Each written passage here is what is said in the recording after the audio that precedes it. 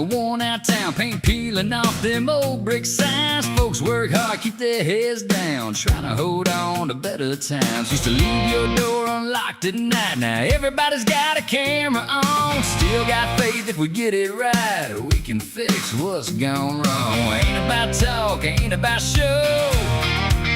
It's about the way we live, the way we know. Let's get back to dirt roads, back to porch lights, neighbors standing up when it ain't polite. Cold beer, hot true stars up above, a little less noise and a whole lot of love. Red, white, blue ain't a trend we chase. It's sweat on your shirt and calloused hands grace. If we're gonna stand, we don't stand apart. We gotta get back to heart.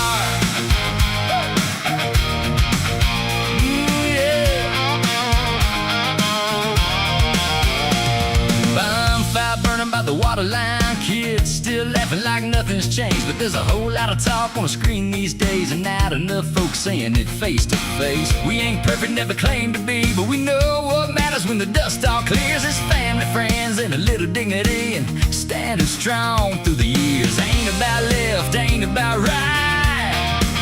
It's about showing up when it's time to fight. Let's get back to dirt roads, back to porch lights, neighbors standing up when it ain't polite. Cold beer, heart true stars up above, a little less noise and a whole lot of love. Red, white, blue ain't a trend we chase. Sweat on your shirt and calloused hands grace. If we're gonna stand, we don't stand apart. We gotta get back to heart. Hey! Ain't no filter, ain't no spin, just who we are and where we've been. If you fall down, we pull you up. That's the kind of country built on us. Let's get back to dirt roads, back porch lights, neighbors standing up, yeah, ready to fight. Cold beer, heart true stars up above, a little less talk and a whole lot of love. Red, white, blue ain't a flag you fold, it's a way of life and a code we hold. If we're gonna stand, we don't stand apart. We gotta get back.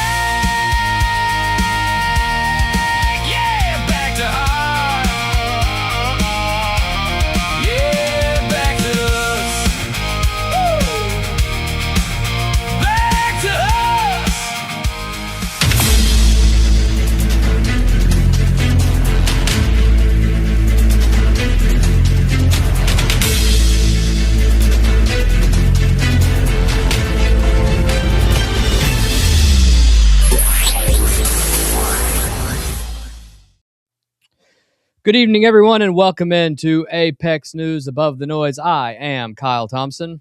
And I'm Craig Blanton. Craig, how are we doing tonight? Doing pretty good.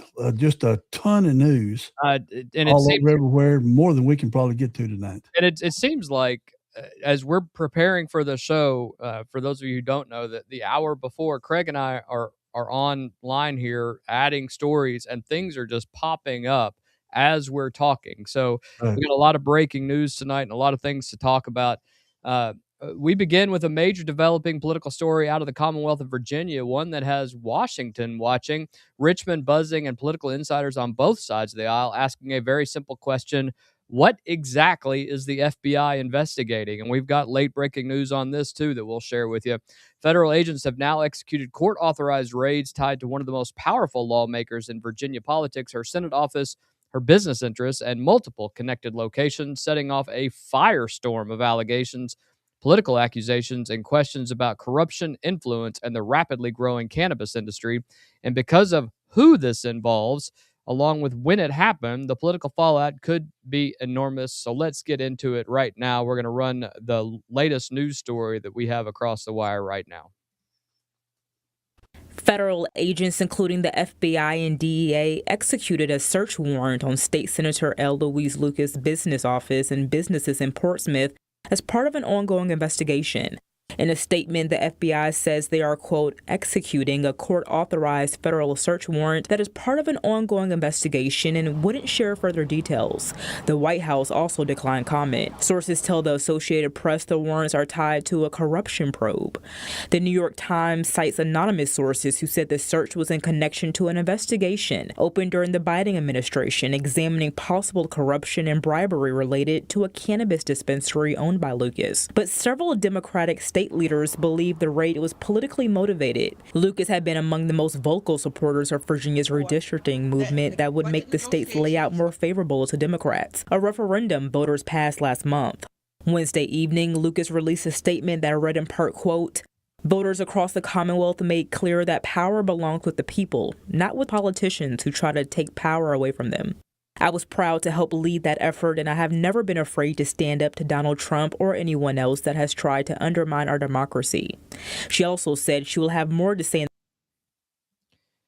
You know, Craig, the headline tonight centers on L. Louise Lucas, one of the most influential Right. Democrats in Virginia. A couple things were said in there that were very, very interesting. The first of which is the initial claims that are coming out in defense of Senator of the senator is that Senator Lucas is that this is just political theater. This is retribution because of what she did in the redistricting efforts in Virginia. But as we're going to hear throughout this story, this investigation began during the Biden administration. So Right. Yeah. way back in 2022, they were already investigating her, and federal We investigators. got a quote from it. Yeah. Yeah, the federal investigators with the Federal Bureau of Investigation executed search warrants Wednesday at Lucas's legislative office in Portsmouth, Virginia, a nearby business office. It's actually right next door, tied to her holdings and the cannabis outlet, a cannabis-related retail business she co-owns in Portsmouth, according to multiple reports. The FBI publicly confirmed only that it conducted a court-authorized federal search warrant, but as is typical in active federal investigations, officials declined to provide further details on the exact nature of the probe. What is this investigation about? Well, according to reports from the Associated Press, the Washington Post, and others familiar with the matter, the investigation appears tied to possible public corruption, bribery, and cannabis business dealings involving marijuana dispensary operations in Virginia. This is like writing a HBO movie. Yeah, it's a movie. Yeah. And it's a significant allegation. And here's why. Virginia legalized possession of marijuana, but the legal framework for commercial retail sales has remained politically messy, with hemp products, CBD, dispensary regulation, licensing, and gray market cannabis sales becoming a growing battleground. Lucas was not only politically involved in marijuana legalization, she's also became financially involved in the space through ownership interest in cannabis retail. That combination of public power, private business interests in a regulated industry is exactly the kind of overlap federal corruption investigators scrutinize daily. Now, to be clear, at this point, Lucas has not been charged. There's no indictment that has been announced. Now, there may be an indictment that we don't know about, but there has been no indictment announced at this But point. a judge signed off on the raid. Yeah. So this is you have to be able to go in and do this. You have to, as you know, formerly working at the sheriff's department, and in my job as well, you have to have probable cause for the search warrant to be able to go in. Kyle, since the FBI is involved, is that a federal search Yeah, warrant? 100%. Okay. It's a federal search warrant that is involved, and almost 100% because of the public corruption aspect and because of the marijuana aspect. That you have two issues right there. And the key point is that all the comments is this started under President Biden. 100%. And I mean, that's what people are leaving out. They're blaming Trump, which I could understand it because of the Sure. redistricting thing, but we want to be above the noise and share the facts. Yeah. And one of the people said I'm quoting, one of the people said the investigation into Democratic Senator L. Louise Lucas was opened during Democrat former President Joe Biden's administration. Both spoke on anonymity to discuss an ongoing criminal investigation. So this goes back to where you said you don't want one, you want at least two corroborating the same thing, correct? Yeah, absolutely. And so the other thing you have to take into consideration that no arrest has been made involving Lucas herself or anyone else that we know of related to her. Right. But because this goes so far back, and during the Biden administration, which means the DOJ under Biden were involved in this. Initiated it. They initiated all of this investigation. They're just following through, and you can't Trump the Trump administration can't throw up their hands and say, "Hey, we don't want it to make it look like there was no, retribution or anything." But Virginia just did this, and these allegations go back 4 years. Yeah. So federal search warrants are not handed out casually, right? I mean, a And judge would has it be to a allow it. Virginia federal search warrant? It would be a federal judge in Virginia? in Virginia, Okay. yes. Yeah. Of a and there has to be evidence of a federal crime that may be located at the search premises. You just have to have probable cause. You don't have to know that a crime was committed, but you have to have probable Yeah. cause to allow it. And they walked out with all kinds of boxes from both places. Hundreds and thousands of documents they took out. This means the investigation is almost certainly advanced. It's not speculative. Lucas immediately wasted no time, as you said. She issued a statement saying this was part of an effort to intimidate, quote, intimidate and silence her political opposition by political opposition, and added, "I am not backing down." And her allies immediately linked the raid to broader political warfare, especially because Lucas recently helped lead Virginia's highly controversial congressional redistricting push, one that national Republicans blasted as a naked partisan power play. Virginia House Speaker Don Scott publicly noted Senator L. Louise Lucas has not been charged with anything, and that statement was designed to pump the brakes politically, but it also confirms how explosive this is. So the question is why this story matters. Well, if federal investigators are pursuing bribery allegations, pay-to-play licensing, improper cannabis business influence, or campaign money trail questions, this could quickly move from Virginia state scandal to national political corruption case.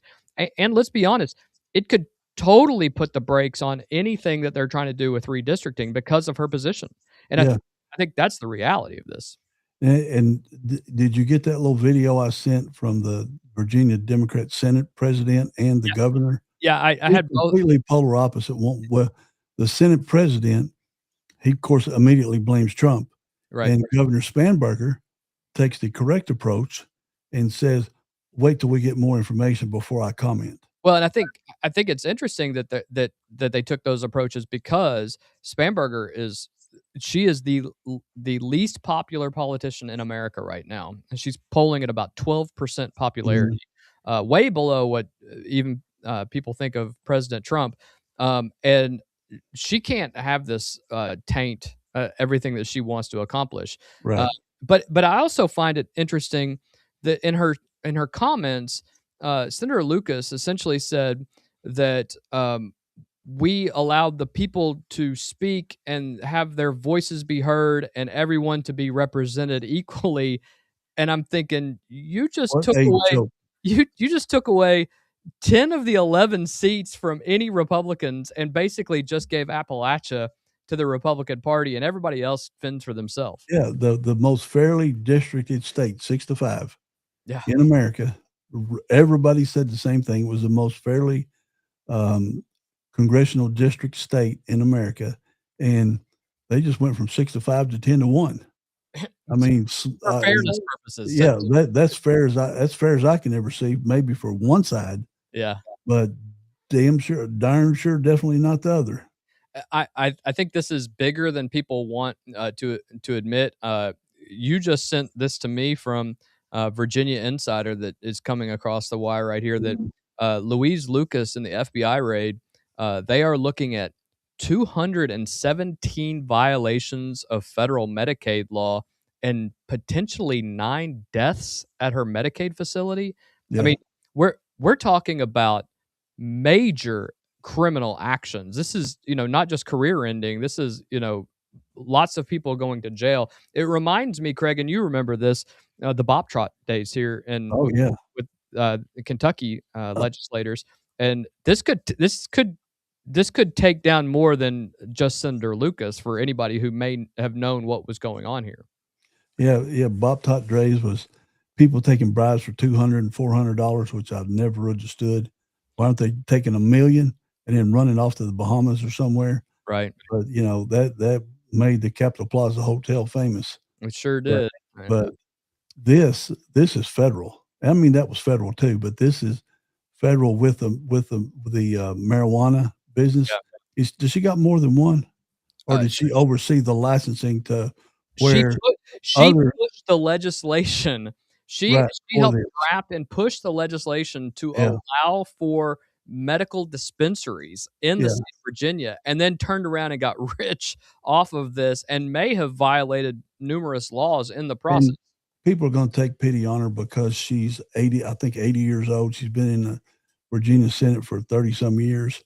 But when Biden started it, that gives it all the credibility in the world. And the FBI and the Department of Justice just following through on something the Democrat president started. Yeah. So I don't see how you can slam either Biden or Trump, because you want the FBI to do their job. But there's other videos for Virginians because of this. Now they don't trust the FBI. Remember when Republicans said they didn't trust the FBI? Now Virginians are saying they don't trust the FBI. So the FBI they cannot win for nothing. No, they really can't. But that's part of the job. When you're Johnny Law, nobody's going to like you, right? Right. Yeah. And while political shockwaves are still being felt in Virginia following these FBI raids, just to the southwest, another political earthquake is unfolding tonight. This one centered around voting maps, congressional power, and what could become one of the most consequential redistricting fights in American history. Breaking tonight, Craig. Just a few minutes ago. Yeah, Tennessee lawmakers, Republican lawmakers, have officially passed, and Governor Bill Lee has now signed a dramatically redrawn congressional map that could transform Tennessee's U.S. House delegation from 8 Republicans and 1 Democrat to a clean 9-0 Republican sweep. This is a massive national development. We understand that it's just 1 seat, but this is exactly what the Louisiana versus Calais case is going to allow states to do. And Tennessee is the first state after Louisiana that is now redistricted. And this is big. At the heart of the battle is Tennessee's 9th congressional district, centered in Memphis. That district has historically been Tennessee's only democratically held congressional seat. It is a majority black district represented by Democratic Congressman Steve Cohen for years. And under the newly approved map, Memphis and Shelby County are effectively split into 3 separate districts. Those districts are then paired with surrounding Republican-heavy suburban and rural counties, and the result is that the Democratic voting bloc is diluted across multiple districts rather than concentrated in 1 seat. In plain English, they carved up Memphis politically, and that could erase Tennessee's Democrats' lone seat in Congress. Well, the question is, why now? And we all know the answer to that. This didn't happen in a vacuum. The push accelerated after recent U.S. Supreme Court ruling involving Louisiana redistricting and Louisiana versus Calais, which significantly weakened parts of prior Voting Rights Act enforcement related to district protections and gave Republican-led states new legal room to revisit majority-minority maps. That opened the door. Governor Lee immediately called a special legislative session to review Tennessee's congressional maps this week. Lawmakers moved fast, and in fact, Tennessee lawmakers also had to repeal a decades-old state restriction that largely prohibited changing congressional districts between census apportionments, clearing the legal path for this mid-decade redraw. And that is an extraordinary move and shows how high the stakes are. Craig, the reactions across the planet are stark. Is a good way to put it. This was not. This one's not fair. Just like Virginia's is not fair. Yeah. But like both, Yep. Louisiana, whoever brought the case in Louisiana, which I'm sure it was Democrats, have unlocked all this stuff. So, you got 2 states now that are wiping each other out, where it's just completely not fair to the American voter. Yeah, Democrats have absolutely erupted. State Representative Justin Jones, who you may remember, he's the member of the state house that was censured and removed and then brought back later, blasted the effort as stating it was racial gerrymandering, an attack on voting rights. Civil rights advocates argue black voting power is being intentionally diluted. Minority representation is being weakened. The rush process left little meaningful public input. the move could violate constitutional protections and trigger immediate lawsuits. And we are just finding out right now Yep. that state Representative lawmakers, Cohen. yeah, and Cohen, who is the representative, are actually filing a lawsuit this evening to essentially turn this around. The argument is pretty blunt here. Tennessee is a conservative state, and congressional maps should reflect that political reality. That's the side pro for this. They also note Democratic states have aggressively redrawn favorable maps for years, and say Republicans are simply playing by the same rules. Obviously, this has national implications, Craig, and I think what people are starting to see at this point, that this is going to be the blueprint, if you will, as to what may happen in the very near future. Yeah. Right now, this is the where seats could flip. This is as of today. Obviously, Louisiana has flipped. Tennessee is now flipped. Missouri has flipped one seat. We know that Ohio could have 1 to 2 seats shift. Alabama has called a special session. I don't see Indiana in there. Indiana's not in there, and, Yeah. and therein lies part of the problem. Well, they're not in there because it's gonna happen. Yeah, After those 5 lost their seats yesterday. yeah, and it obviously won't happen, because they just had the election, their primary election, but it absolutely could happen before the 2028 election. Yeah, and we can see how fast it happened because the Tennessee House passed it late yesterday. The Tennessee Senate passed it this morning, and they took it straight to the governor, and he signed it just a little while ago. Yeah, and so you can see North Carolina has already changed. They haven't updated this map yet, but South Carolina, Georgia, Mississippi, Alabama, all of those states are potentially 1 or 2 seats that could flip to Republicans. And then you have Ohio with another 2. Missouri already has the 1 that we know about. Texas is 5. Florida is now flipped 4 seats. So at this point, you're talking about 17 to 20 seats potentially flipping to the Republicans. But just because you say 17 to 20, you go, oh, that's still pretty close. If you take 17 seats and give them to Republican held areas, you're taking away 17 seats. Right.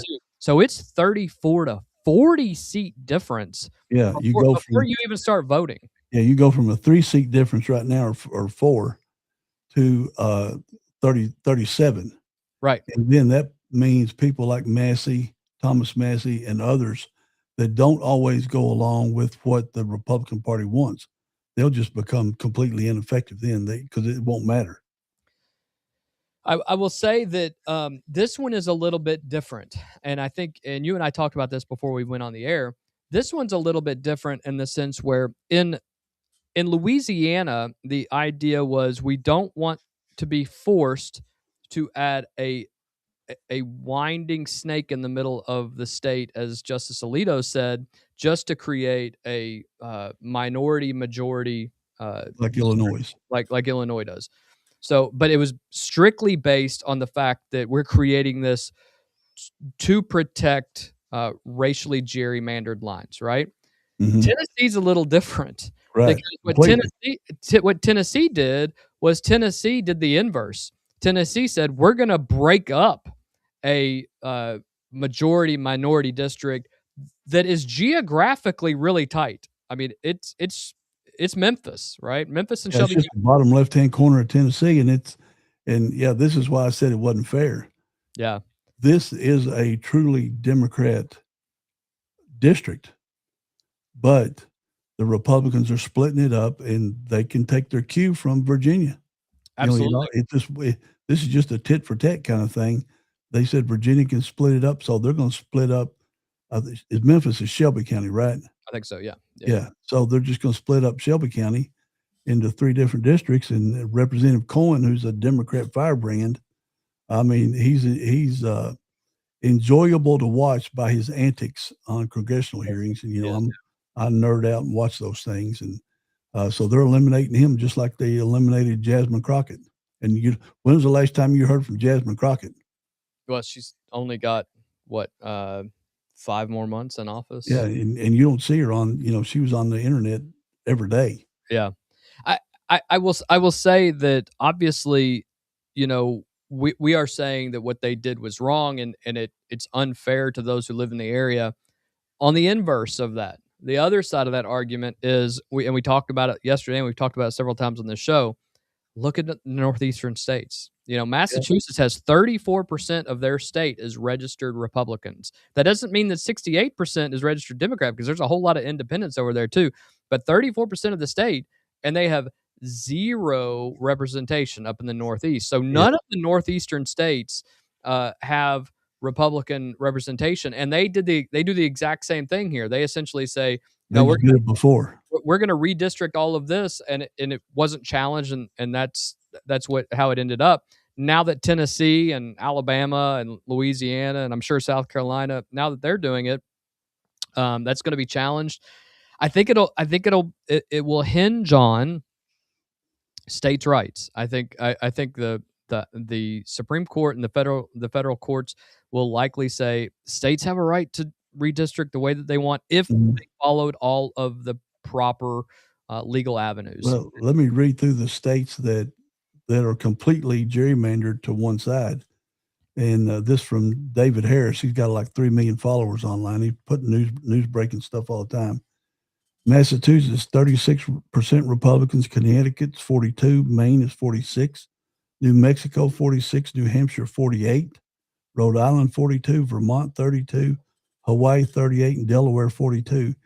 And there are exactly 0 Republican seats in those 9 or 10 states. That's 10 states that they have 0 Republican. Yeah. And of course, like in places like California and New York, there are 3 or 4 Republicans that they have, but essentially, they would gerrymander them to oblivion if they could as well. So, and maybe they do. Maybe the state houses in those areas go, well, we'll get rid of the 3 or 4 that we already have. But the difference is the Democrat states were already gerrymandered all to hell to begin with. I mean, they were to the hilt. There's very little that they could actually add in the way Right. of numbers, whereas the Republican states had a lot of seats that they could add. And I know that people right now are saying this isn't fair what the Republicans are doing, but this was done for 50 years by the Democrats in other states. So you have to ask yourself, and we try to be very fair on here. Well, we don't think what Tennessee did was necessarily fair. Right. But at the same time, we don't think that Massachusetts is very fair. And And neither is Virginia. neither is Virginia. And if Virginia goes 10-1, that's probably the worst example that you can possibly have of this. However, I don't know what the fix is, because if you have control of the House, and if you have control of the House, the Senate, and the governor's office in these states, you can essentially do whatever you want. There are very few state restrictions that prevent you from doing that. Yeah, and the pundits on CNN and Fox and MSNBC or MS Now, they were all kind of joking and says, well, this is going to open up a can of worms, and it's going to hurt the Democrats because they had already gerrymandered their states 10, 20, and 30 years ago. So their predictions last year came true. Yep. Or not came true, are coming true. Coming to fruition, right? Yeah, they're coming out like they predicted they would. And now the gnashing of teeth all over the country saying this isn't fair, but people got short-term memories and don't remember what happened 30 years ago with these other states that, like the 10 we just mentioned. And, Right. and that's why the news media and social media didn't exist back then. So that's part of the uproar. But with Virginia and Louisiana and now Tennessee, who's next? Will Kentucky do it next year? That's my next question. Does Yeah. Kentucky has it is so close in Third demographic. district is the third district. Yeah, it's, third district, which is Yeah. Louisville. Yeah. They are so close in demographics that my question is, do they consider it? And if they don't, are they going to be at risk of drawing the ire of President Trump? And look at Indiana. Yeah, I mean, That's boy, the book. Kentucky is between a rock and a hard place, right? I mean, Yeah. do you take the second district and the fourth district and divide up Louisville. Right. I think there is likely enough votes, Republican majority votes in those two districts to potentially allow you to do that. And then if there's not, I don't see why you couldn't snake the first district, which includes Franklin County right now, Yeah. and to divide it up even more. Um, I don't know. I think that's a legitimate possibility at this point. And I think if they don't, they're silly to think that the Trump Yeah. administration wouldn't come after him. I realize it's just one seat. I realize it's just one seat. Well, it's actually two. One. That's right. You're one absolutely right. and taking one away from other. Yeah. Indiana's going to be interesting to see next year after Trump said, "Hey, go. We're going to primary every one of them that didn't want redistricting." Oh, I'd say that's going to be. They all lost. Yeah. And they all lost badly. That's probably going to be Senate Bill 1 in the Indiana legislature. And then, then Kentucky will be next, and there'll be more states after that. We haven't looked in depth on that because that's a year away, but it is. It will be interesting to see what happens in our state. And for those of you who don't know, we're here in Kentucky. Our House is divided 80-20. Our state House, it's 80 Republicans to 20 Democrats, and it's only growing. There's education 31-7, I believe. And the Senate is just as bad. So there are super majorities in both at this point. So you could even have a few people break away, and it would still pass. It's not going to be signed by Andy Beshear. I mean, we know that. So this will have to wait until after the 2027 election for governor, and maybe Congressman Comer will make that decision if he's going to run for that office, and we'll see what happens there. Mm-hmm. From the political map fights here at home, we turn overseas tonight, where the world is watching one question that could determine whether this conflict escalates into a broader regional war or moves toward a fragile peace. So tonight, all eyes are on Tehran. The latest developments tonight in the Iranian conflict suggest we may be at a pivotal moment. It feels like we've been at this pivotal moment for about 10 days now, Craig. According to multiple reports, the United States is now awaiting formal word from Iran on a proposed memorandum of understanding that could temporarily halt hostilities, reopen critical shipping lanes, and create a framework for broader negotiations. This is not being described as a final peace treaty. This is being framed more as a short-term diplomatic bridge agreement to stop the bleeding deal designed to pause fighting long enough to negotiate something larger. Frankly, after weeks of escalating military strikes, maritime confrontation, and global economic fallout, even a temporary deal would be significant. Now, what's reportedly in the MOU? Reports indicate the framework being reviewed by Iran is a one-page. Once again, one page. There's another 14 points on that memorandum, negotiated through direct and back channel communications, including mediation through Pakistan. The broad reported components include the immediate cessation of major military operations. That would mean pause in the large-scale U.S. bombing operations, de-escalation of retaliatory Iranian strikes in an effort to cool regional proxy attacks. It would mean the immediate reopening of the Strait of Hormuz. And this is probably the biggest deal worldwide. Iran's actions in and around the Strait of Hormuz have effectively choked one of the most important oil corridors on Earth. Current reports indicate roughly 1,500 ships and nearly 20,000 crew members are effectively trapped by the conflict and closure conditions, creating an enormous pressure on global shipping and energy markets.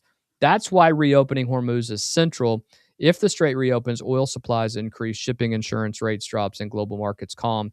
This would also include a 30-day negotiation window that would allow everyone to kind of hash this out over that point.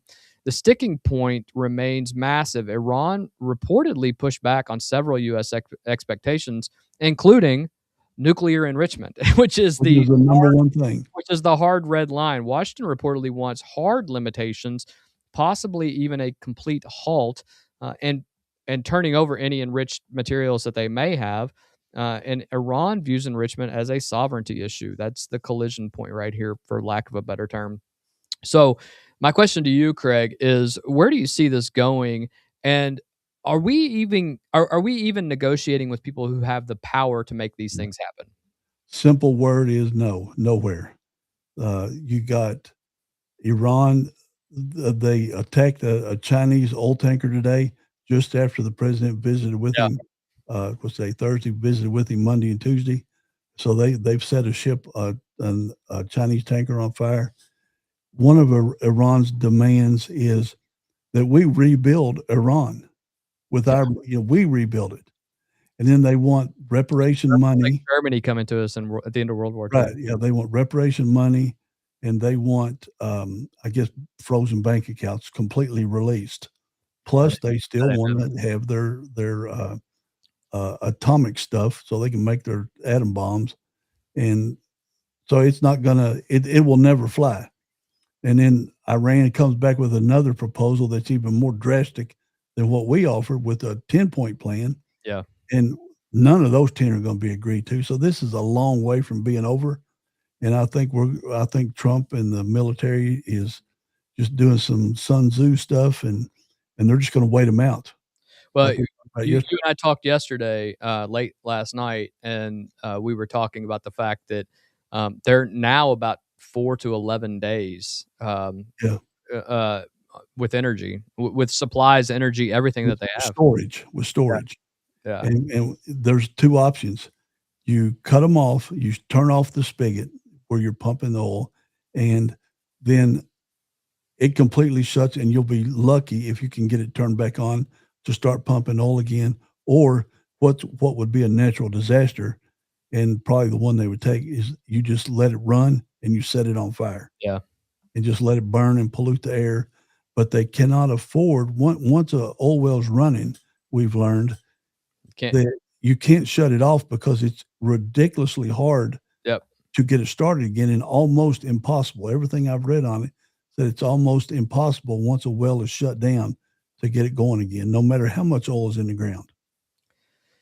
Well, tonight Washington is obviously waiting, and the world is waiting with it to kind of find out what happens. I will say, a lot of folks are saying, well, Trump is all bluster and he's not just ending it or doing these things. Listen, if there's an escalation of military action at this point, there is going to be an immediate spike in energy costs across the world. He is trying desperately to prevent that from happening. And if that means we have to wait it out for a couple of weeks, I think he's willing to do that. Yeah. However, I will also say that it appears that the United States military has started moving all of their ships out of inside Hormuz and moving them essentially back out into territorial areas. Yeah, you're talking about the aircraft battle groups. Yeah, the aircraft battle groups. Yeah, and the reasoning for that is you have to back away essentially to launch any of your own airstrikes and be outside of any of their reasonable. We understand that they have some missiles that are beyond the capability that we thought that they had. They're in some cave somewhere, but yeah. Right. But you can't be a sitting duck. You have to move those out of so you can get your ships off of your planes off of the aircraft carriers. And so they are in the process of doing that, preparing that. And perhaps it's just posturing. But I think at the end of the day, we're going to have to. There will be movement on this in the next 2 weeks. Yeah, whether but good or we bad. haven't moved the B2s from Diego Garcia. If not. And the B1s can still fly over from Colorado and make it there the next day. Yeah. So those options are still there with the guided missiles, and Trump's not ruling out coming back even harder than they initially hit them with. Yeah. And Iran's trying to say there's not any targets left to hit. There's plenty of targets left to hit. Well, as long as the IRGC is in power, there's still targets to hit at this point. So, while the fate of that agreement may shape the global economy, back here at home, another major story is developing. A major international health response is underway tonight after a deadly outbreak of the Andes strain Hantavirus aboard the Dutch-flagged expedition cruise ship MV Hondius, with governments around the world now actively tracing passengers, monitoring contacts, and isolated potential exposures. As of tonight, 8 total suspected cases have been identified. 5 cases have been laboratory confirmed. 3 deaths have been reported among passengers linked to the cluster, and now passengers from at least 12 countries, including the United States, United Kingdom, Canada, Singapore, France, Germany, and others are now under public health monitoring. This has become a multi-continent tracing operation. Public health agencies, including the World Health Organization, the Centers for Disease Control and Prevention, and national health ministries across Europe, Africa, Asia, and North America, are now monitoring passengers and their close contacts after dozens left the vessel before the outbreak was fully identified. This is, Craig, this is Movie time. Movie yeah, time. this is one of these situations that is scary. However, before we talk any further, I want to make it very clear. Officials across the world do not believe this is a pandemic level event. Not They, yet. yeah, I mean, it is, but to qualify, it is human to human transmission, and It it's is. normally not that. It's just Yeah, mouse droppings and stuff. yeah. In most outbreaks with the hantavirus, it is just mouse droppings and rodent urine, but it apparently has spread human to human, which is incredibly scary because now you're talking about something that has morphed, and Yeah. it Just is like we evolved. talked about the other day. Yeah. The strain identified aboard the ship is believed to be the Andes virus, the one known hantavirus strain that can spread person to person under close contact conditions, particularly through respiratory secretions or prolonged exposures. That's why alarms have gone off. Uh, this is a big question a lot of people are asking. We were just talking about it. Are we looking at another COVID style outbreak? Tonight, the answer from all global health officials that have commented on this: no, not based on the current evidence. The WHO said today the risk to general public remains low, even while calling the cruise ship outbreak serious and worthy of aggressive monitoring. Reuters reports that the WHO emphasized that this outbreak is significantly different from COVID-19. I will also say this. Yes, human to human transmission usually doesn't happen, and it has. It is still very rare that human to human transmission occurs, and it requires close, prolonged contact, like on a cruise ship, not easily spread in ordinary public settings. Very much different than COVID, where it's like the common cold if somebody Right. breathes on you, or it's And what's hard to track is it's got an 8-week week, incubation time. not 5 days like COVID. Yeah, not a few days, like coronavirus. It's 8 weeks. So one of the cases in Germany where the husband is confirmed to have it, Yeah. his wife is now locking herself away in the house and not going out in public for the next 7 weeks Yeah. because she doesn't want to spread it to her in Germany. And they'll be doing that across. Wasn't there 3 that were just recently let go in California? Yeah. I can't understand why anybody is getting off the ship. Well, and what happened was, from all indications, is that at a port, this is one of these, excursionary trips that you can get off at any port, and Yeah. it's a 7-day trip. But if you want to get off on the Okay. 5th day, you can Gotcha. fly home from wherever you're at. They first became aware of this. There were 3 individuals who flew to Johannesburg, South Africa, who had been on the ship, and then all of a sudden they're like, we have a problem on the ship, and then they realized a bunch of people hadn't rejoined the group and had flown home. Now, just to be clear, that cruise ship is still out there with people on it, so they haven't released all of those people yet. But what happened was people left as they could, very easily Different ports. from different ports, and so now they're trying to track all those people and see where they were. I will tell you, I saw some of the posts from the social media posts from Americans that were on the ship. They're desperate to get home. This was a 7-day excursion, and I think they've been out there 23 days now or something.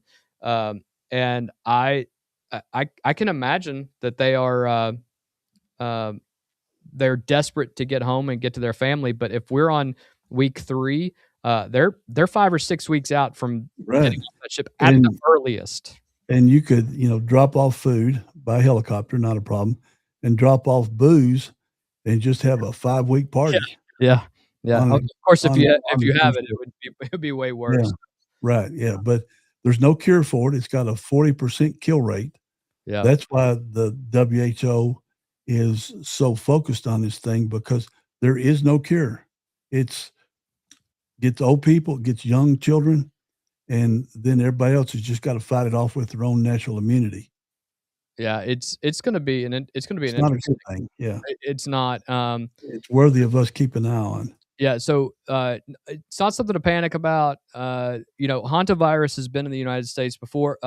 Very famously, Gene Hackman and his wife Mhm. were died of the. Gene Hackman probably died from other comorbidities, His but wife his, definitely died his from wife Hantavirus. definitely died from hantavirus. So it's been in the United States.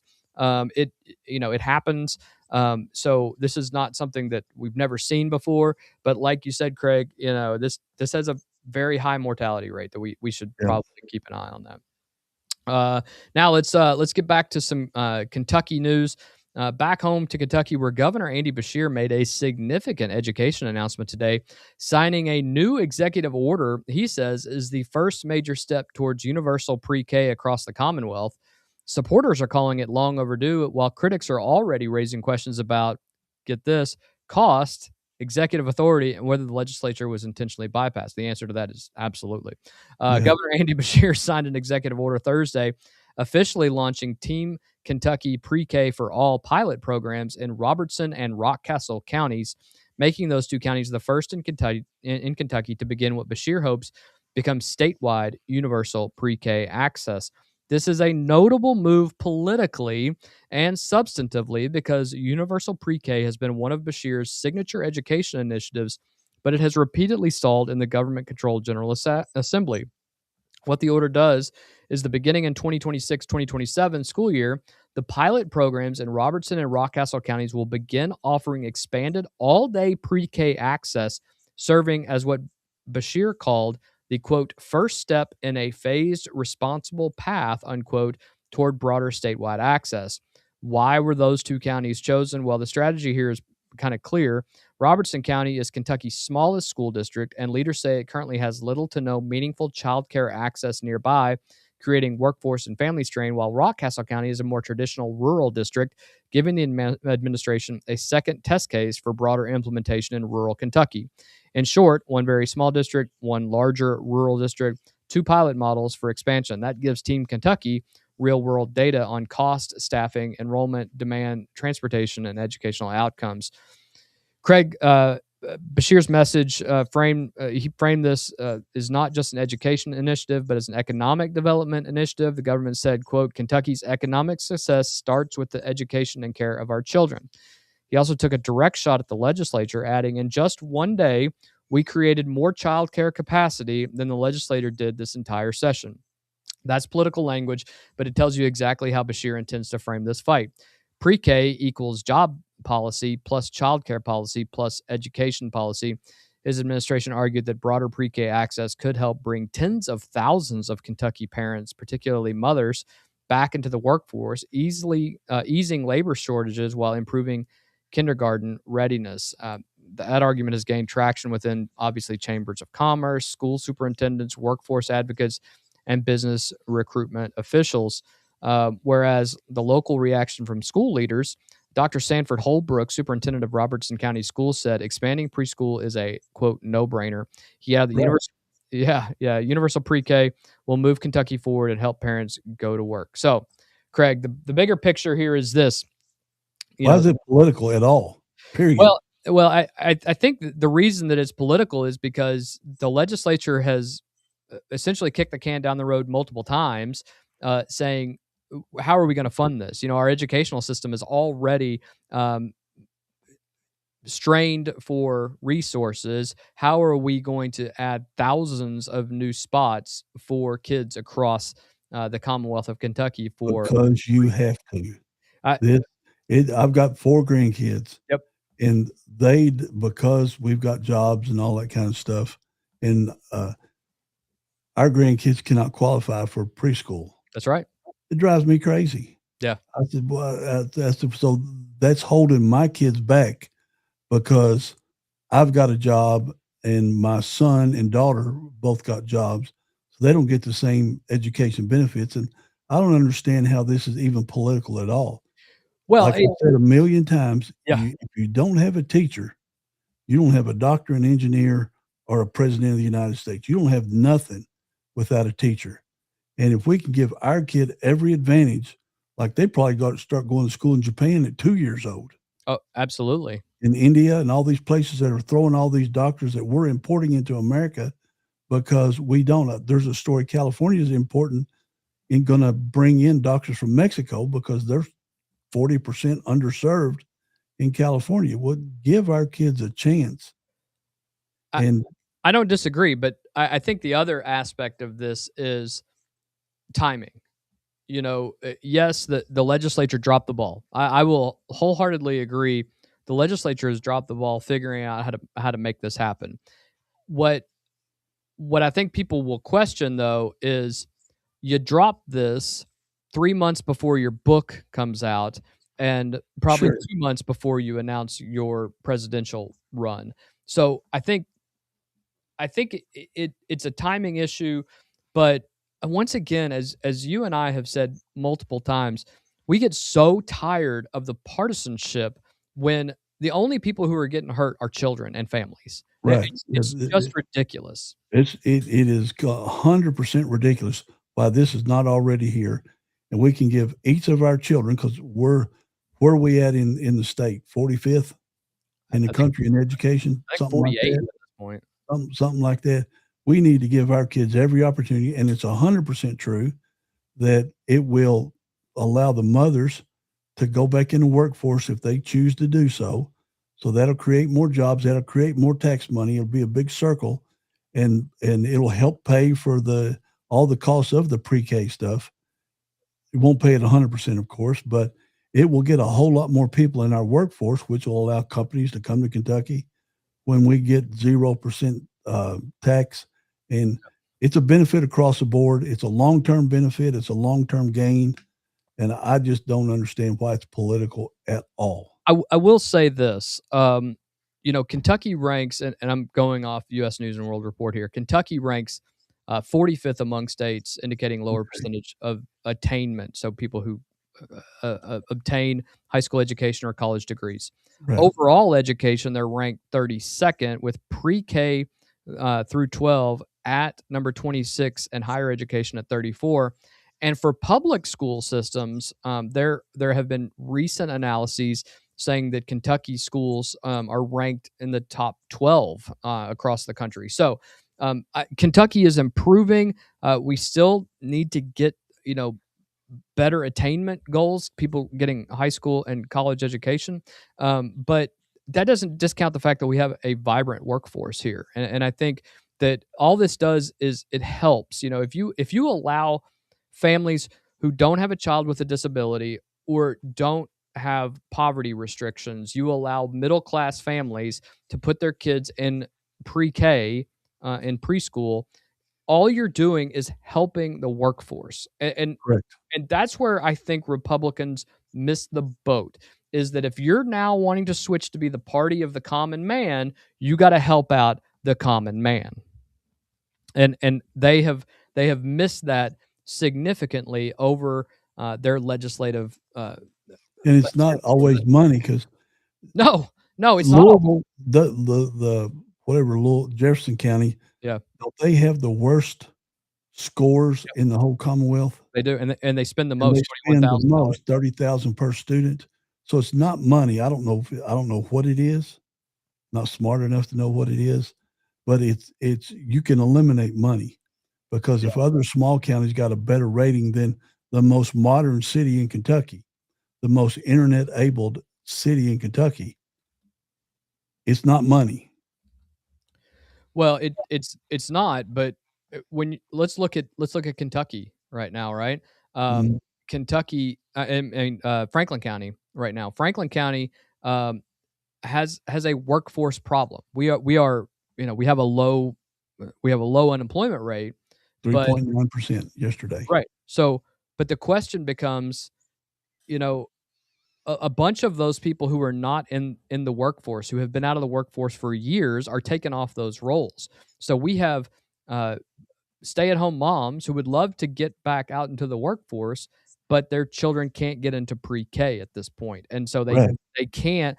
And listen, there are private Daycare is expensive. yeah, there are private pre-K and daycares, but it is financially detrimental to them as a family to put their children into pre-K. I mean, excuse me, to put their children into private daycare because they're losing more money on that than they would gain by going to work anyway. So it's a wash, if you will, or even a loss at that point. Yeah. If you got, we got a birth rate problem. I'm always saying have more children. Yeah. But if you have more children and once they get 3, they cannot get in school, then you're keeping the mother out of the workforce potentially for 6 years. Then Yeah. she falls behind on all the skills, like you said, Kyle, and things are changing so fast. She might never re-enter the workforce again. No, she Or, won't. or if it's a stay-at-home dad, either way. Right. If you have one parent that's staying home. I will also say this, and this is a kudos to Governor Andy Beshear. I'm critical of Governor Beshear many times, but I will say this. Robertson County and Rockcastle County are represented by Republicans. So he did not cherry pick. He could have very easily gone and just said Franklin County, right? And I'm Yeah. gonna because they're middle of the road. We have the median, household income that's right in the middle of all the state. And you all are represented by Democrat Erica Hancock, and I'm going to put it there. But he didn't do that. He used real data, and he had a plan here that says I'm going to use a rural county, and I'm going to use more of a traditional rural county to see how this works out. And by golly, I'm impressed. I mean, if you're going to pick 2 counties, those are great ones to start off with, Yeah. and I think it's a no-brainer how this works out. Yeah, I agree. What I don't know why it's not already done. It's not political, period. It's not. But speaking of politics, Sherman Brown posted this photo at the Derby. Well, I modified it a little bit. You did. You Yeah, added the names here so that people could see it. But this is these are all of the different governors across the country that were present for the Derby. And as you can see, we have Michigan Governor Gretchen Whitmer, New Mexico Governor Michelle Grisham, Virginia Governor Abigail Spanberger. I'm surprised they let her out of the state. North Carolina Governor Josh Stein, and back here is Andy Beshear. That's confirmed. I talked to Sherman today, and he said that is Governor Beshear. These are powerful Democrats right here, and they were all together at the Kentucky Derby. So just like and it look always at their states. Yeah. North Carolina's huge. Virginia just went blue. Yep. And Spanberger's, she's gone far left. California left. New Mexico's blue. Michigan is blue, but it's close. It's like it's 50-50 close. Yep. And they were all invited by Governor Beshear. So don't tell me he didn't plan this out to become great friends with them through his leadership of the Democrat Governors Association. He's making inroads. This guy's campaigning smartly. Oh, he's Where the others are just getting on TV and bashing Trump, a guy they're not going to run against. 100%. Andy Beshear is playing it smart, and we've said it for months. He's gonna. Well, you haven't, but I have. I made a prediction back last year that Andy Beshear will be the Democrat nominee for the president in 2028. Yeah, it's solid prediction. It's absolutely solid prediction. Let's go local. Let's. I had another story here, but I think it's important that we just let people know about this. For the first time in history, Frankfort's annual Capital Expo will be held at Lakeview Park, making a major location change for one of the community's biggest summer gatherings. City officials and event organizers say the move is designed to give the expo more open space for vendors and exhibitions, expanded parking capacity, better traffic flow, and significantly more room for family activities. In short, Capital Expo is getting bigger, and Lakeview gives it room to grow. This is just common sense. I think this is really good. It's unfortunate that the facilities won't be done quite yet over there, but this is going to be great. It's kind of common sense. They didn't have the expo at all last year. They've tried to move it into downtown. Because of rain. I think it's what it rained last year. They canceled it well before, and I think they just felt like there was a scheduling issue. Do you think this will take money because all small businesses are struggling right now across America?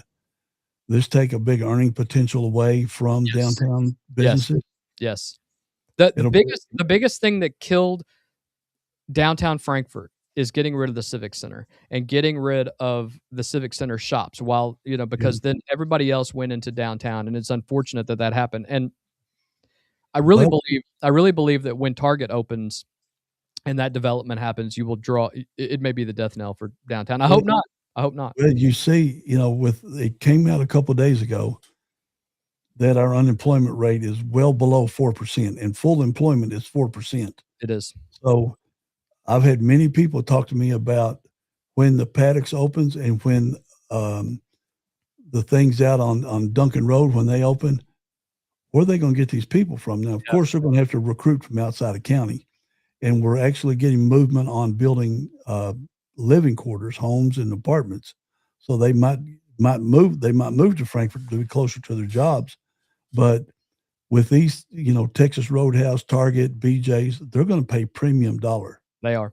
Absolutely. It's going to be hard for Frankfurt small business to match them.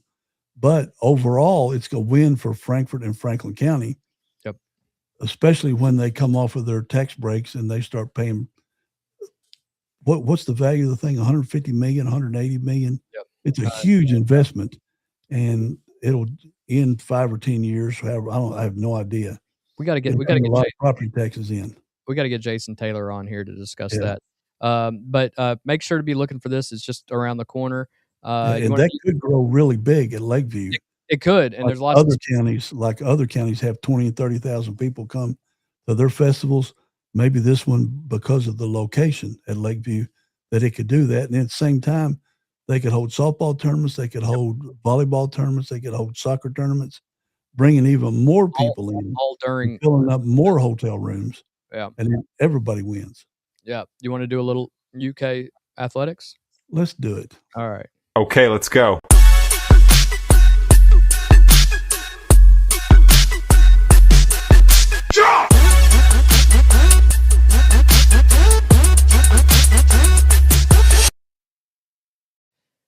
And now to Lexington, where after some frustrating recruiting misses, it appears Mark Pope may be taking a major swing at one of the best players left on the board and, frankly, one of the best shooters in all of college basketball. Kentucky is now heavily involved in Milan Momcilovic, the former Iowa State Cyclone standout, who entered both the NBA draft process and the transfer portal, keeping open the possibility of returning to college basketball. If he doesn't get the draft feedback he wants, i.e., top 10, maybe top 20. Reports out today indicate Kentucky has already had direct Zoom contact with Momcilovic and his camp, and there is strong belief around the sport that Pope is fully engaged trying to land him. And Big Blue Nation should understand this would be a monster get. I don't want to I don't want to overstate it, but Momcilovic is 6'8", a stretch forward, originally out of Wisconsin, and he's become one of the elite perimeter scorers in college basketball. For example, 25-26 season numbers at Iowa State were pretty ridiculous. Almost 17 points per game, 3.1 rebounds per game, 50.6% from the field, 48.7% from three-point range on a very high volume. And how much did he score on us last year? 20 points in the NCAA tournament. And Craig, you're going to love this. He is 87.8% from the free throw line. Yeah, I like this guy all the way around. And here's the thing. What I read up about him was he's asking in the $3.5 to $5 million range. Give him. We've got Tyrone Stokes money, but if he goes second round where he's predicted or projected, goes second round, that's $1 to $2 million unguaranteed, non-guaranteed money. So if he just goes and learns like we hope Moreno does, and then comes back, then open the bank, get this guy in here, and that will give us a total point production of 97 points a game on our whole team, right? From last year's scoring averages. That's massive. That means we can have our starting five in there, and we can bring double-digit scores off the bench. Yeah, and he's not just a good shooter; he's an absurd shooter for his size. 6'8". Yeah, he killed us. Yeah, he's an elite sniper, been the defense shooter territory over his career, over 3 seasons, 13.2 points per game, 102 games with 101 starts, 260 career-made threes, ties him for second most in Iowa State history. So you can look back at what he did to us. 20 points, showed exactly why NBA scouts and now I remember he killed us. I couldn't stand him. well, I've never seen a game turn. I've never seen a game turn so bad so quickly in that Iowa State game. They just We lost by 20 points or so, didn't we? Yeah, 23 maybe. Yeah, it was not good. This guy spaced the court, hit contested perimeter shots, made life miserable on closeouts because he's not just a spot-up shooter. The guy's still getting rebounds. And he looked like a Kentucky-type player under Mark Pope against Kentucky and Mark Pope. I mean, this is everything that they've ever wanted. So this is why he fits Mark Pope basketball. I'm just going to make it very, very clear. This guy has elite spacing. Remember, in Mark Pope, coming from the Rick Pitino era, you have to have good spacing and passing, pick and pop ability, shot creation at the 4 spot, floor stretching for a 6'8" guy. I mean, imagine what you'd have to put on him that allows him to then open the driving lanes. And he has veteran experience, and he has an NBA level offensive skill set, including passing. So just imagine this lineup, Craig. Zoom Diallo handling the ball, Momcilovic spotting and popping, Jerome Morton on the wing, potentially Malachi Moreno returning inside. All of a sudden, you're looking at a dangerous out for any team that has to play him. Listen, I'm reading all of the comments, and I'm hearing everything that you're saying. These are mid-major guys that have never played against anybody. Listen, these mid-major programs have to play people, and they are playing people, and they're scoring these points against good teams. Yeah, these guys actually score. We've had teams where they've come in and their career average was a total cumulative 40 or 50 points. Right. These guys is 90 points. These guys are shooters. And they know how to score, so that they're going to get to the basket. Listen, we're not the only people in the mix, obviously, right? That's going to be my next question. Who else is in? So the Florida Gators, obviously, they're everywhere we are. I hate Florida. The Kansas Jayhawks, who, I don't want to even hear about Kansas right now. The Duke Blue Devils, they're obviously monitoring the situation right now, but they're not all in. It doesn't appear that they've spoken with them yet. And then, of course, the draft possibility is still very much alive. This is a very deep draft, though, which is actually very good for Kentucky because that may push Moreno to the end of the first round into the second round, bring him back, may get guys like Momcilovic, who doesn't have that star quality in the NBA, which they look for in a very deep draft. But I will tell you this: here's the rub. If Momcilovic gets a strong second round NBA guarantee, he's probably gone. But there aren't any guarantees in the second round. No. If not, college basketball NIL turns into a bidding war for him. Multiple reports indicate he's in the 4 to 5 range, as you said, and that's blue blood territory. That eliminates quite a few people. That leaves us there.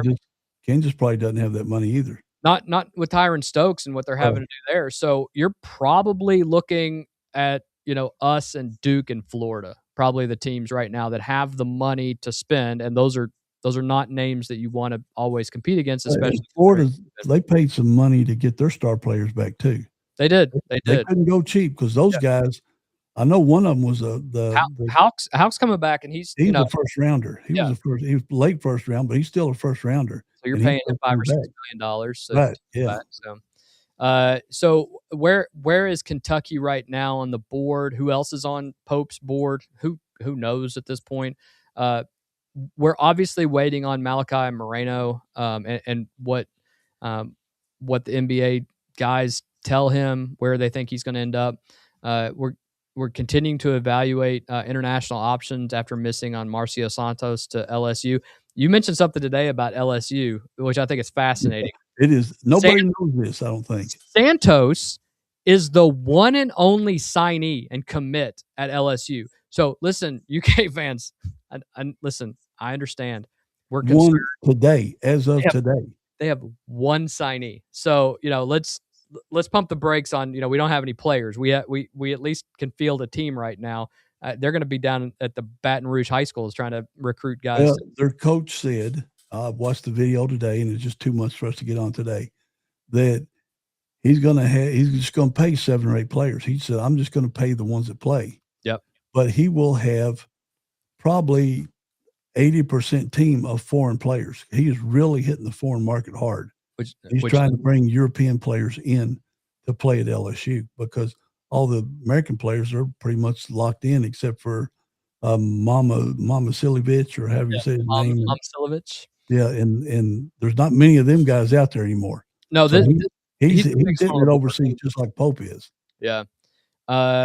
Obviously, additional portal shooters they're going to be looking at, and wing players remain under evaluation.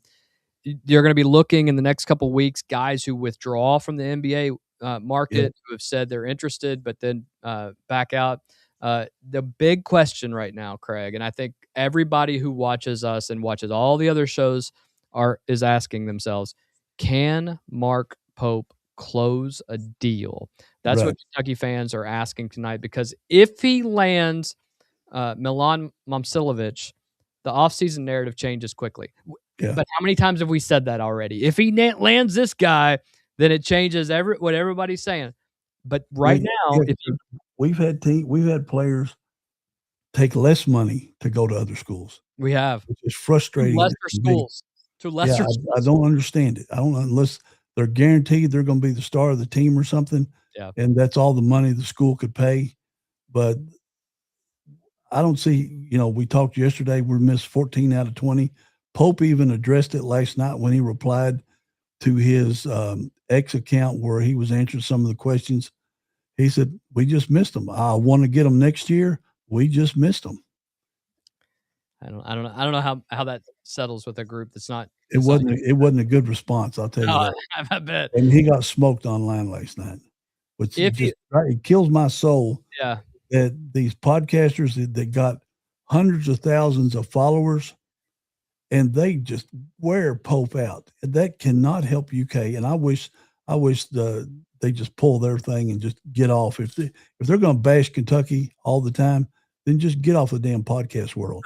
I am fine with people questioning recruiting and questioning, but not right now. At least I'm not, because it's hurting our recruiting.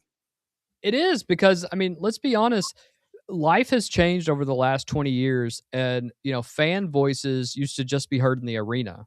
Right. Now they are heard every day with a megaphone blasting it out to millions of kids who want to amplify that, and then you've got a very few chosen amount of contending players who are hearing everything you say, everything, the good, the bad, the ugly, and a lot of it's ugly. As Cam Williams' dad said on the Loyal BBN fan show, the parents hear it and so do the players.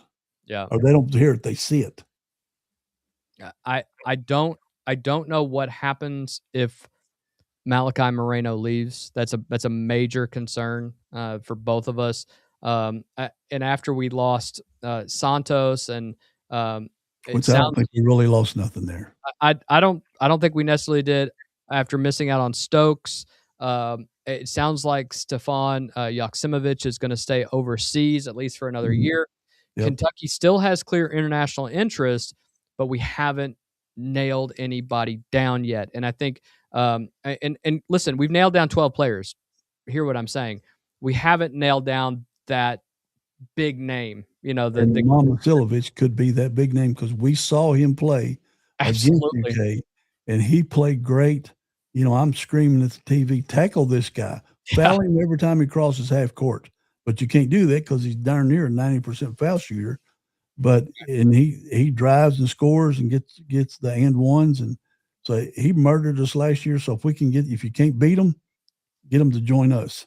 I will say this, and this comes from our insider Todd. Todd says he thinks we're 30 to 40% on Momcilovic right now, but he doesn't see anybody else any higher. He thinks that that's about where we're at. But I will also say this from my sources: do not be shocked. Do not be shocked if a random 6'10" Serbian or French league forward suddenly commits in the next 48 hours, with almost no warning. that feels very potential at this And point. you mentioned that a little bit yesterday. I genuinely believe that there will be a signing in the next 48 hours, in addition to whatever happens with Momcilovic. I think that they have feelers out all over the country, all over the world right now, and I think you're probably looking at a Serbian or a French league player. Serbian players are tough. They are. You like their passing and everything Yeah. else. So some other things to consider. Some names being discussed right now. There's the kid out of Baylor, Tunde Yusufe, who is still hanging out. Good at it. Yeah, I'm trying. Then of course we have Alan Graves, who was at Santa Clara, which once again Another team to beat us. Another team that got very close. Thank you, Yeah. Owe, for hitting that shot. Right. He's 6'9", 225 pounds forward. He's hanging out there as well, and you may have some other late portal guys. I think you are one marquee piece, one front court body on top of that, and then Moreno returning, and then Kentucky becomes dangerous. I genuinely believe that. I'm not just homering this. I think there is a solid group of kids in there, but you bring a marquee piece in, you bring another body in here that has 5 fouls that you can bang around and can get some rebounds, and then all of a sudden you get Malachi Moreno back. Watch out. Watch out. Momcilovic is the first player in the last 10 days I've got excited about, because I didn't think we would land the others. But, man, open the bank, back up the truck.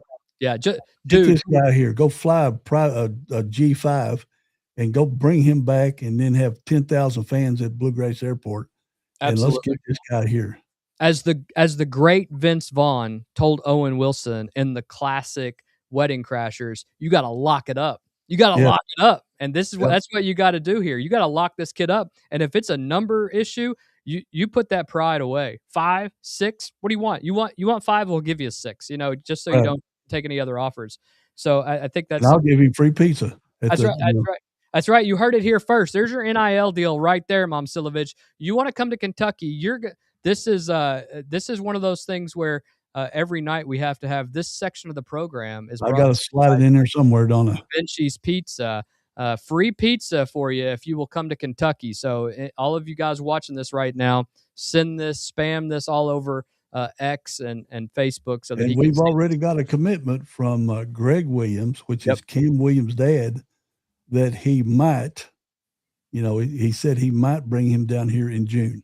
Yeah, well, our plan is that if we can arrange that happening, and we've said this before, that we will have a live podcast from Da Vinci's Pizza where people can call in and ask questions as well. So anything else you want to add tonight, Craig?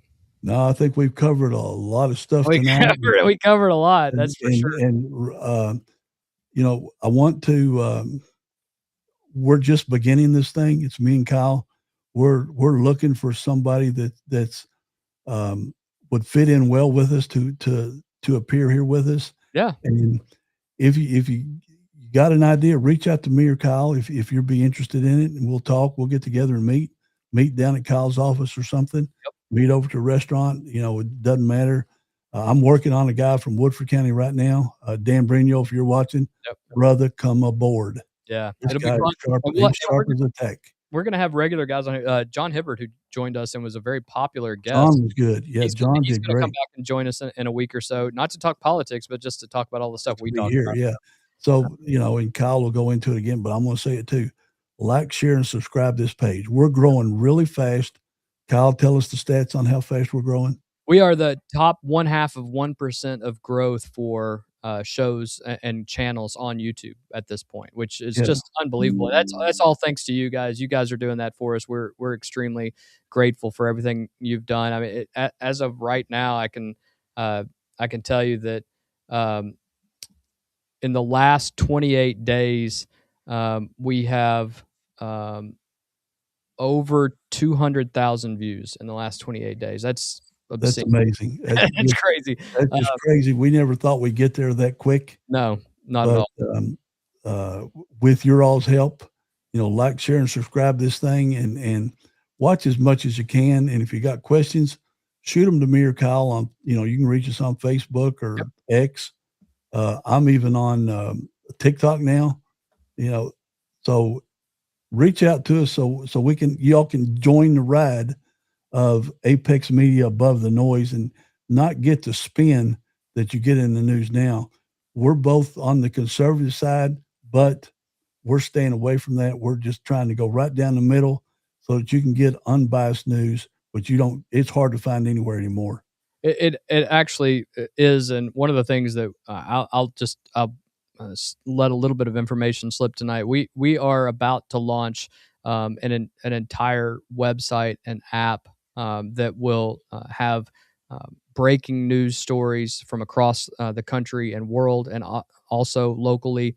Our goal is to provide all of the information you need to know, all the news that's fit to report to you immediately, so that you stay informed without all the spin, without the worry about, are these facts based upon, left or right, or is it false? We're just going to give you all the information based upon all the information that we can find. We have a great group of people who are working with us on this project. It's really going to be fun. And this is just the beginning. You'll obviously be able to, get our podcast on there as well. We are also about to jump on. This is information for you, Craig, as well. News for you. We're about to jump on Apple and Spotify as well. So you'll at least be able to have the audio from our show. So all sorts of crazy good things are happening, and we're obviously very, very excited about it. But that's going to do it for us tonight. We have covered a lot, from federal investigations rocking Virginia politics to redistricting battles, reshaping congressional maps, to rising tensions overseas with Iran, to public health concerns surrounding the Hantavirus, and right here at home in Kentucky with major developments in education, community events, and of course, plenty of big blue talk as Kentucky's recruiting trail continues to heat up. As always, we appreciate you spending part of your evening with us. If you enjoyed tonight's show, make sure you like, share, and subscribe, because every share helps us continue to grow this platform and bring you news that cuts through the noise. For Craig, and for our entire team, and for all of you watching, I am Kyle Thompson. Until next time, stay informed, stay sharp, stay above the noise. Good night, everybody.